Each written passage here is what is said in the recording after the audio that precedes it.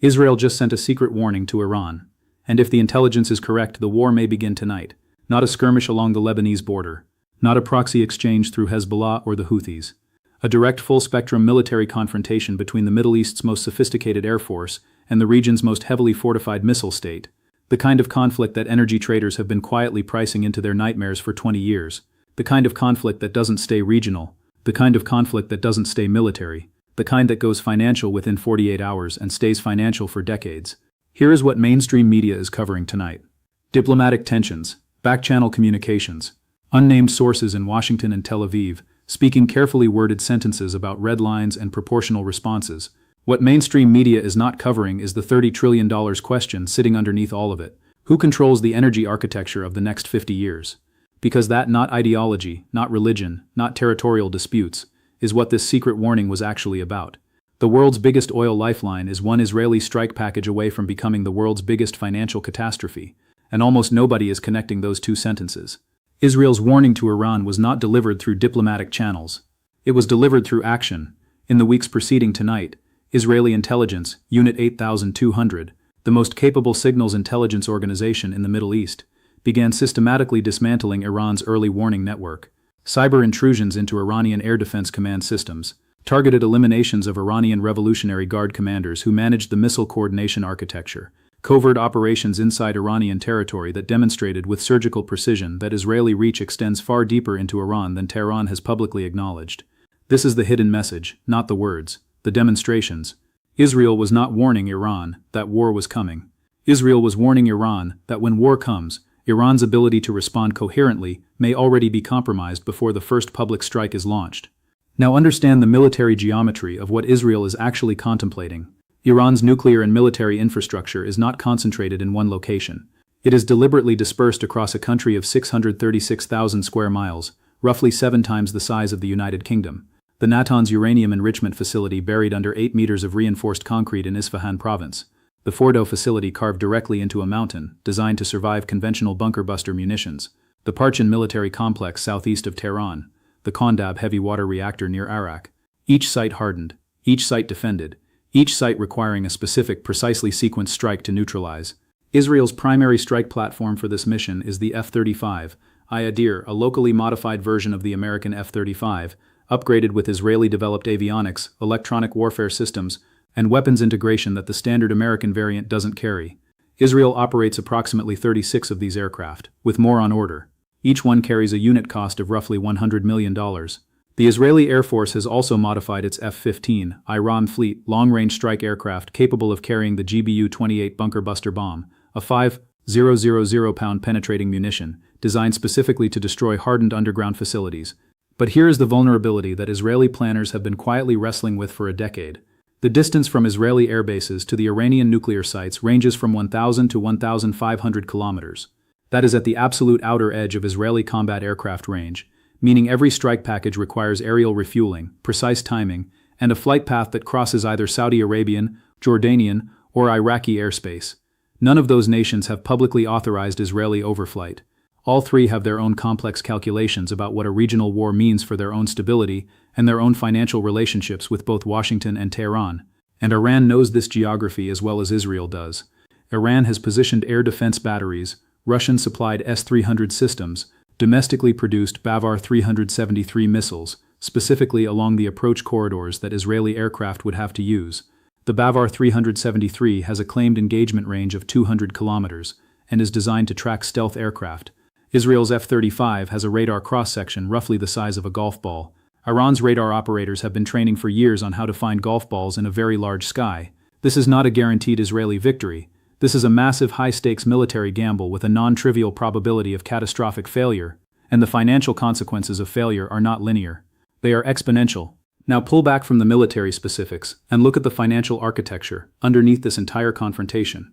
Because the secret warning Israel sent to Iran was not just a military signal, it was a signal about who controls the energy map of the 21st century, and that map is drawn in oil and gas reserves, not in national boundaries. Iran sits on the world's second largest proven natural gas reserves, 32 trillion cubic meters.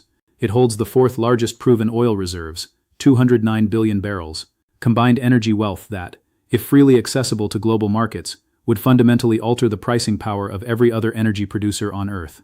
Saudi Arabia, the UAE, Qatar, Russia, every nation whose political stability and sovereign wealth depends on energy prices remaining high enough to fund their social contracts and their military establishments. Iran's energy wealth has been locked behind American sanctions since 1979.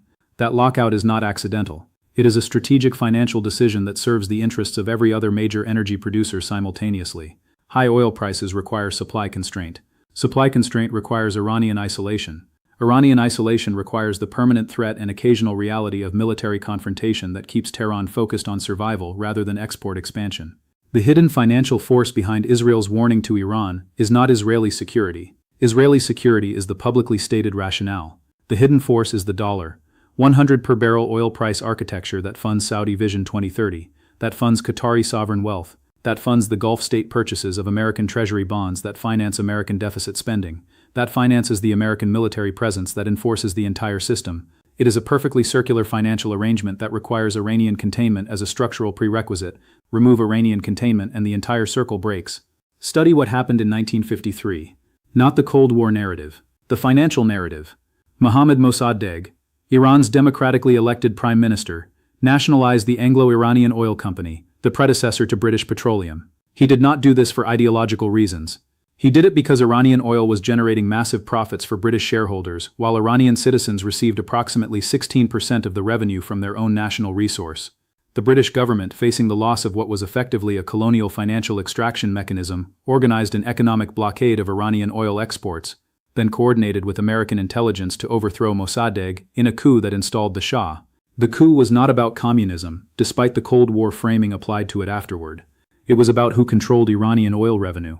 It was a financial operation wearing a geopolitical uniform, and the resentment it generated, the deep structural generational resentment of a nation that watched its democratic government destroyed to protect foreign corporate profits, is the direct ecological and political ancestor of the 1979 revolution, the hostage crisis, the sanctions regime, and every military confrontation including the secret warning delivered tonight. 70 years of Middle East conflict, traced directly back to one financial decision made in London in 1951. One decision about who gets to keep the money from Iranian oil. Every war, every proxy conflict, every nuclear negotiation, every secret warning is downstream of that original financial crime. And the current confrontation is no different. It is the same conflict. It has always been the same conflict. The weapons change. The stated rationales change. The underlying financial logic never changes. Now map this onto the broader historical pattern that this channel has traced across every empire in recorded history. When an empire's financial architecture requires the permanent suppression of a rival's economic potential, the empire has already made a strategic error that compounds over time. Because suppression is expensive, maintaining the military, intelligence, and diplomatic infrastructure needed to keep Iran contained has cost the United States an estimated $8 trillion in direct and indirect expenditure since 1979, a figure that includes military deployments, intelligence operations, diplomatic costs, and the economic drag of sustained regional instability on global energy prices. $8 trillion spent containing a country with a GDP of $400 billion. The return on that investment measured in durable strategic stability is approximately zero. Iran's nuclear program is more advanced today than it was in 1979. Iran's missile arsenal is more capable. Iran's regional influence through Hezbollah, through the Houthis, through Iraqi Shia militias is broader. The containment strategy has not contained Iran. It has hardened Iran while exhausting America. That is not a policy failure. That is an imperial financial pattern repeating with mechanical precision. Rome spent 2 centuries trying to contain the Germanic tribes through a combination of military force and financial subsidy, paying tribal leaders to maintain peace along the frontier. The cost of that subsidy system grew every decade as the tribes became more sophisticated, more demanding, and more aware of Rome's dependence on their cooperation. By the 4th century, the subsidy system consumed a significant fraction of imperial tax revenue. When the financial crisis of the 3rd century reduced that revenue, the frontier collapsed, not because Germanic warriors suddenly became more powerful, but because Rome could no longer afford the financial architecture that had been substituting for genuine strategic resolution. America is running the same calculation in the Middle East right now.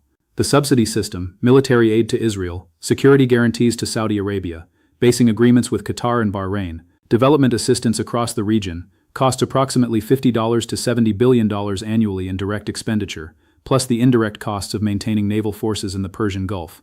And like Rome's Germanic subsidy system, it has not resolved the underlying conflict. It has merely deferred it while the costs compound. Israel's secret warning to Iran tonight is the moment that deferred conflict threatens to become immediate, and the financial fallout of that transition is not priced into any market currently open for trading. Watch 4 specific indicators in the next 72 hours. First, watch Israeli shekel volatility against the dollar. The shekel is a small liquid currency that moves fast on geopolitical risk. A depreciation of more than 3% in a single session tells you institutional money is pricing in a genuine escalation, not a contained exchange. Second, watch the VIX, the volatility index for American equity markets. A spike above 25 in overnight trading, before American markets open, indicates that derivatives traders in Asian and European markets are hedging against a scenario that goes beyond a limited Israeli strike. Third, watch Brent crude options markets specifically, not the spot price, but the implied volatility and out-of-the-money call options for 90-day contracts. When sophisticated energy traders start paying significant premiums for $130 and $140 call options, they are not speculating. They are insuring against a supply disruption they consider genuinely probable. Fourth, watch the U.S. 30-year Treasury bond. In genuine crisis scenarios, safe haven demand pushes yields down as money flows into government bonds. If the 30-year yield rises instead of falling on this news, it means the bond market is pricing in inflation from an oil shock as a bigger risk than the deflationary impulse of a financial panic.